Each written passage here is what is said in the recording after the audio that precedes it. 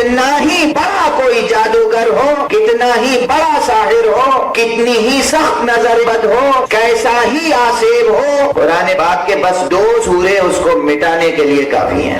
سحر برحق ہے، سحر ہوتا ہے، سحر ہے، سحر کا اثر ہوتا ہے، بالکل ہوتا ہے۔ بسم اللہ الرحمن الرحیم۔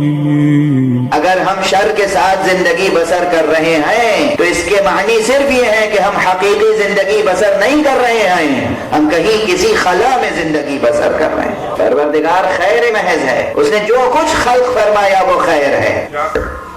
شر کا عنصر جو اس کائنات میں نظر آتا ہے پروردگار کا خلق کردہ نہیں ہے۔ پروردگار نے کوئی شے ایسی خلق نہیں کی جسے شر کہا جا سکے۔ اس کے مخلوقات نے اپنے افعال سے شر پیدا کیا، اور جیسے ہی اس کے مخلوقات نے، انسانوں نے شر پیدا کیا، ویسے ہی خالق نے شر کو مٹانے کا نسخہ دے دیا۔ کہو قل اعوذ برب الفلق من شر ما خلق۔ شر کی نسبت خدا کی طرف کبھی نہیں دی جا سکتی، شر کی نسبت ما خلق کی طرف ہے۔ اور شر کی جتنی بھی قسمیں دنیا میں ہیں وہ سب کی سب سورہ فلق میں آ گئی ہیں۔ بس ایک اشارہ میں نے کر دیا، اور غور کرتے رہیے گا پھر کسی موقع پہ، چونکہ آج گفتگو خیر و شر کے موضوع پر نہیں ہے، اس لیے بس درمیان میں یہ جملہ رکھ دیا۔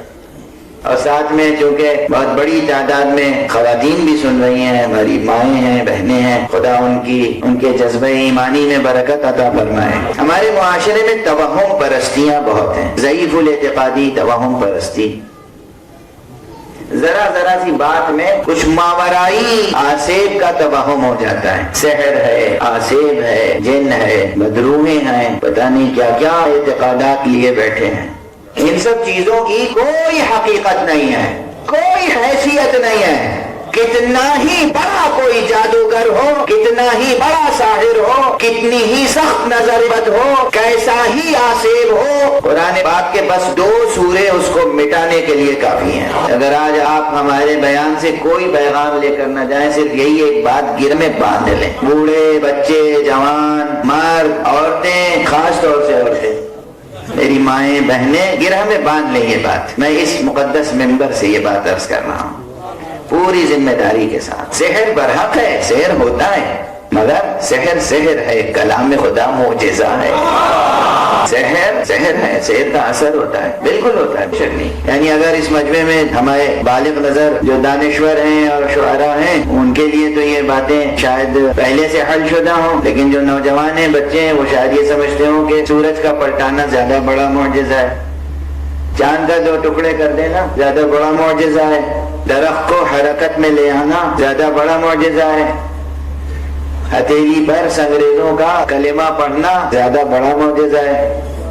ان کو میں ایک بات بتا دوں اس وقت، اچھی طرح سمجھ میں آ جائے گی، اور وہ یہ ہے کہ یہ اتنے بڑے بڑے معجزے جسے آپ معجزہ سمجھ رہے ہیں، یہ معجزہ جس کلام کی وجہ سے ظہور میں آتا ہے وہ کلام بڑا ہے یا معجزہ؟ آج تک کسی نے شک نہیں کیا۔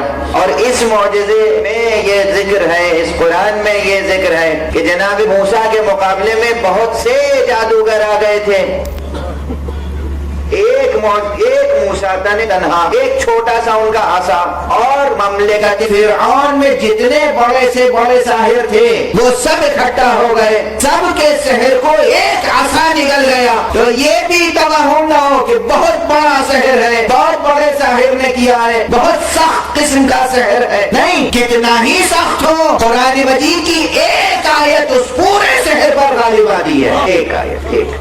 اس لیے گھروں میں طہارت رکھیں، پاکیزگی رکھیں، نظافت رکھیں، صفائی رکھیں، ذکر خدا کا ماحول رکھیں، صبح و شام قل اعوذ برب الفلق اور قل اعوذ برب الناس کی تلاوت کریں، آپ کے گھر میں کسی ساحر کا اثر داخل نہیں ہو سکتا، داخل نہیں ہو سکتا۔ اور سحر کو کاٹنے کے لیے تعویذ کی تجارت کرنے والوں کے پاس نہ جائیں،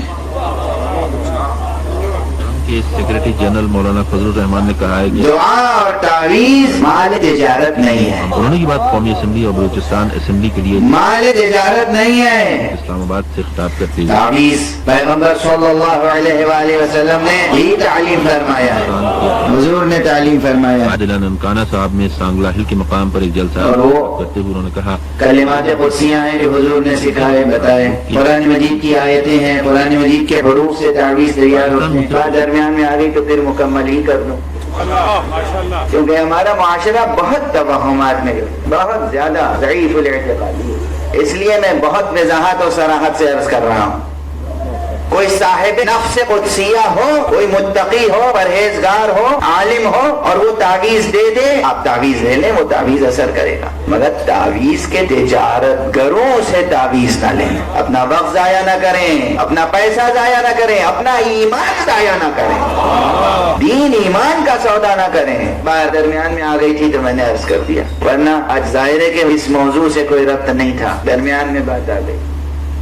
हमारा मुआशरा बहुत से तवहुमात का शिकार है और बहुत सी कमजोरियों का शिकार है, लेकिन सबसे बड़ी कमजोरी जो इस वक्त पूरी दुनिया में है वो हमारी बेअमनी है।